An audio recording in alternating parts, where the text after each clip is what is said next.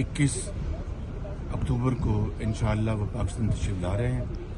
اور اللہ تعالیٰ نے چاہا تو وہاں پر ان کا پاکستان کے عوام والہانہ تاریخی استقبال کریں گے انشاءاللہ۔ اور میری